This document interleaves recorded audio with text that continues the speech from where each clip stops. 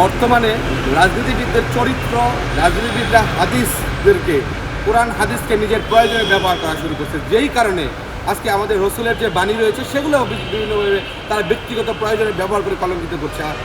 কিছুদিন আগে গণ অধিকার পরিষদের শীর্ষ নেতার বক্তব্য আমি দেখলাম, এই প্রেস ক্লাবে এই বক্তব্য দিয়েছে যে হাদিসেও রয়েছে যারা যারা ক্ষমতা লোভী, যারা পদলোভী, পদ চায়, তাদেরকে সেই পদ দিতে নাই, তাহলে তারা সেটা অপব্যবহার করবে। এখন আমার প্রশ্ন হচ্ছে, এই হাদিসকে ব্যবহার করতে করতে এমন জায়গায় নিয়ে গেছে, এখন রাজনীতিটা বললে মানুষ হাসে।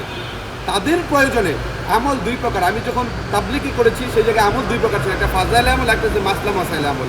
ফাজাইলে আমল হচ্ছে ফজিলতগুলা, যেগুলো রাজনীতিবিদদের বেনিফিশিয়ারি লাভ মনে করে, সেগুলো তারা তাদের মতো ব্যবহার করে। হাদিসে কি বলা নাই যে ব্যক্তির অধিকারকে তোমার দিতে হবে? হাদিসে বলা নাই অপরের হক নষ্ট করো না? হাদিসে বলা নাই যে মানুষের সব কিছু মূল্যায়ন করতে হবে? স্পষ্টভাবে আমি বলি, এটা ফাজাইলে আমলের ব্যবহার করছে যে না, এই যারা পদ চাইবে, মানে পদের তো আমি, যে ব্যক্তিরা বলছে যে যারা পদ চাইবে তাদের পদ দেওয়া যাবে না, তাদের কি পদ নাই? তারাও তো পদ হোল করে বসে আছে।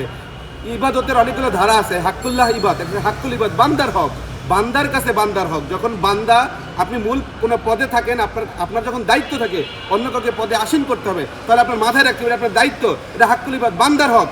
বান্দার হক যে ব্যক্তি নষ্ট করবে, সেই বান্দা ছাড়া অন্য কেউ সেই মাফ করতে পারবে না। হাসরে কালকে আমাদের তার পিছন পিছন ঘুরতে হবে। তাহলে আমি বান্দার হক, আমাকে কেন বঞ্চিত করা হয়েছে? দেখি নেতাদের কেন বঞ্চিত করা হয়েছে? হাদিস জানেন, নিজের প্রয়োজনে ব্যবহার করবেন, সুস্পষ্টভাবে হাদিস ব্যবহার করবেন না। অপরের হক নষ্টকারী তো কখনো তো জান্নাতে যাবে না। আমার হক যারা নষ্ট করছে তারা কেমনি জান্নাতে যাইব?